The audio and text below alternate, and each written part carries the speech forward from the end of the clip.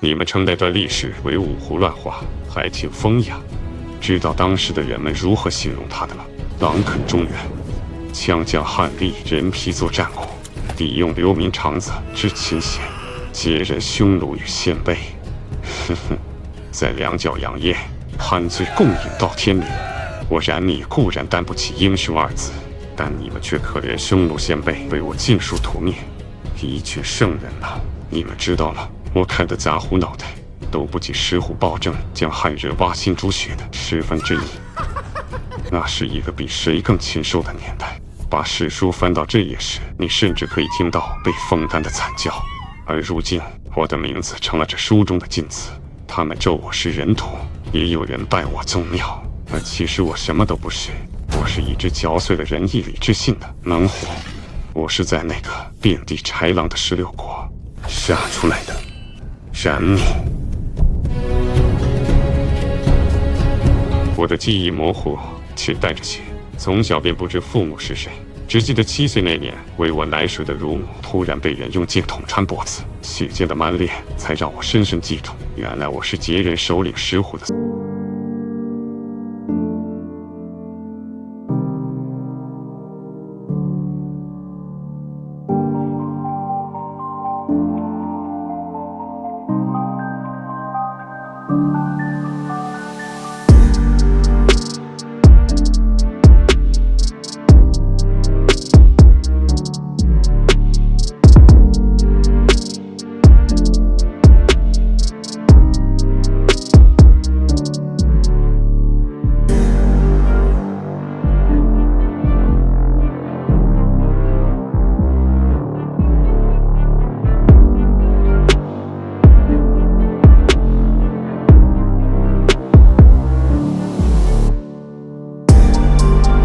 石瞻死后，祖父石虎正式称王。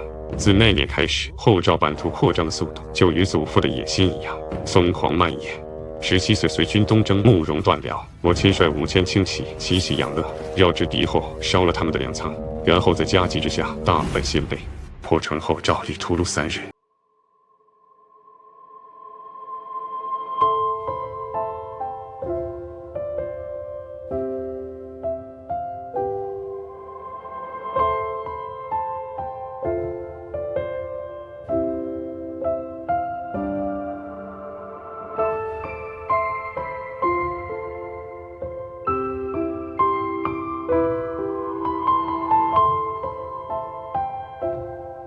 人，你们！此话一出，时间仿佛瞬间凝固。18年来亲手斩落的8000颗头颅在胃里翻涌。昨日地老的3000双眼睛和曾经砍杀的汉人士族，他们看我时的眼神一模一样。我又努力回想7岁时乳母用簪子在我掌心画的字，再通过笔画勾勒，发现那个字好像毒。我仰头饮尽混着羊血的酒，身披的银甲好似瞬间被月光照成笑意。我他妈一定是醉了，假的！我不相信。当晚我就冲进地牢，揪起被关了15年的汉人士官，掐着他的脖梗问：我到底是谁？脑里笑得很苦涩，啐了一口血沫后说道：内黄冉氏，当年石虎屠尽冉氏300口，为什么独留了你这条汉根？就是为了让你亲手阉了汉家的魂。那晚以后，石敏这个名字开始从颅骨内侧回来，我的头痛得像钻进了虫。闭上眼，总能听到汉家小孩的哭泣声。梦里的石虎提着汉人的手机睨笑我。你以为我为何留你？每次看你像狗一样撕咬同族，比宰上10万头汉猪还痛快。我想过立刻拿刀冲进石氏一族，杀他个同归于尽。但走过军营，又看见无数汉家儿郎仆在地面求饶的样子，他们被做成人主，良教养。这笔债何时能讨？所以我只能将这血仇淫女心化为火，待自己站到劫人祭坛的最高位时，然后让石氏一族亲眼看着他造的孽会100倍烧回他身上。公元340年，石虎的10万大军在慕容恪手里栽了跟头，25支赶杀军冒进渡河，被3面夹击。唯独我带的3000死士撕开了包围。这一战石虎败了，但我没输。当夜点齐800轻骑，杀了个回马枪。燕军不会想到败军之将还敢再杀回来，而正等他们摸着脑袋发问时，我一杆双刃矛已经贯穿了上百燕人，还顺带斩了燕上将孙勇的脑袋。这一战让所有人记住了我冉闵。后来战诸城、打良渚，他们无一不是开城归降，或是被我杀得六盔七甲。当五梁、四燕、三秦、二赵、成汉、大夏在谈论起我冉闵时，都对我惧之畏之，因为每次陪我冲锋的，还有长矛上奸笑的100万汉魂。公元349年，石虎刚挂掉2天，他的儿子们就像猎狗一样撕咬地位。石建最后赢了这场权力的游戏。他登基那日，在校场坐着300汉斗，节将们敲击盾牌，等待杀戮庆典。那是我握刀的时候第一次颤抖。望着天空100年一日的天降杀星，心里默念：时机到了。我反手斩断铁索，300汉弩夺了结冰场硕，与我背靠着背，杀出血路。那一日，邺城西门的晚霞是用截人的长垛染红的。我习得了石虎的残暴，也效仿石虎突进时势。28宗亲后代，我拎着石剑的头颅走上铜雀台，阶下的汉人与身后的汉魂都等我一声令下，点燃这积压100年的血仇，保护欺辱汉家数十载，杀我百姓，夺我宗庙。今特此讨伐，犯我大汉子民者死，杀尽天下诸胡，复我汉土。10臂之肉，1000臂之皮，内外6翼。凡敢持兵仗者，斩！汉人斩一虎首，文官尽3头，无知败阳。这一纸杀令投进了邺城街左，哀嚎哭喊声整夜未停。明时3可卸甲，满城的迷雾也不知是烧凉的烟，还是焚尸的灰，大概是我早就被复仇的火烧瞎了眼，更分不清哪岸才是故乡。公元350年，冉闵在邺城称帝，改国号魏，颁布杀胡令后，方圆百里的汉人都在挤破脑袋往邺城迁徙。杀胡令下幸存的胡人又在拼命往外逃，然后2拨人遇上后见面就是杀。据资料，当时塞外的胡汉尸体能绵延几十里，甚至有些汉人流民只要见到高鼻多须者，不问胡汉，直接就杀，只为了多提些胡人的首级去邺城领赏。冉闵的杀胡令给周边胡人政权带来的不是违和，而是摩拳擦掌的兴奋，因为冉闵得位不正，并且称的是帝，更得不到当时唯一正统司马家的支持，而且他周边还都是胡人掌权。石虎之子石坤第一个坐不住了。冉闵刚做了几天皇帝，石坤就带着5万大军兵临邺城，这他能忍？冉闵直接亲率5000重骑出城迎战，将战马用铁链锁死，只能进不能退，硬生生将5万后赵残余杀得狼狈而逃。仅半年，胡人的联合复仇就来了。石坤10支联手前清前燕，形成反冉同盟，羌、氐、羯、鲜卑联军20万卷土重来。这场仗打了将近1年，冉闵先后遭到5次胡人的联合军之报复。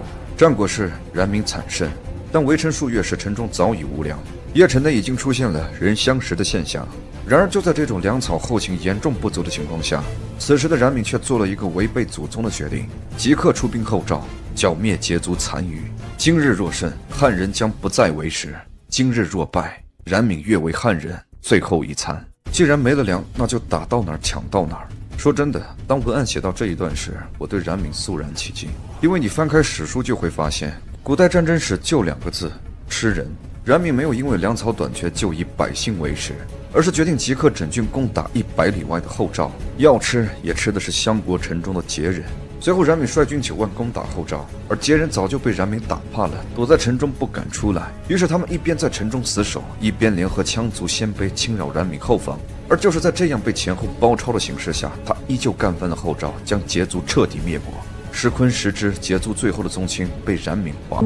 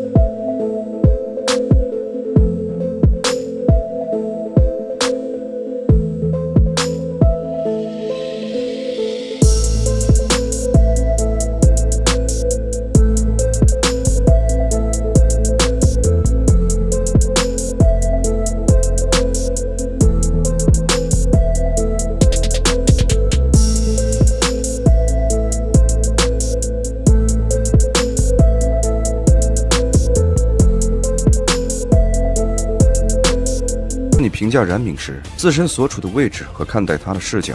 比如冉闵死后，南北朝时期官方称他是逆贼，到了宋元时期，民间又称他护汉天王。如果站在民族主义的视角上，他是英雄；但要是站在人道主义的视角，他又的确的是个屠夫。总之，你说他什么，他就是什么。本来历史就是一个任人打扮的小姑娘，不过我希望有些人在骂她不忠不孝、背信弃义、途径时事宗亲的时候，最好是先了解过石氏一族石虎是什么样的人。骂他杀胡令是为了称帝而笼络汉姓的工具时，我想问，难道这个世界上真有那种没有私心的圣人吗？看待历史人物时，如果完全将他置于现代的价值观中审判，那无一例外都很难逃出非黑即白的困境。而我在写这篇文案时，并没有站在道德、政治、多民族的角度去审判他，而只是把自己看作一个身在东晋16国的一个底层的汉人流民。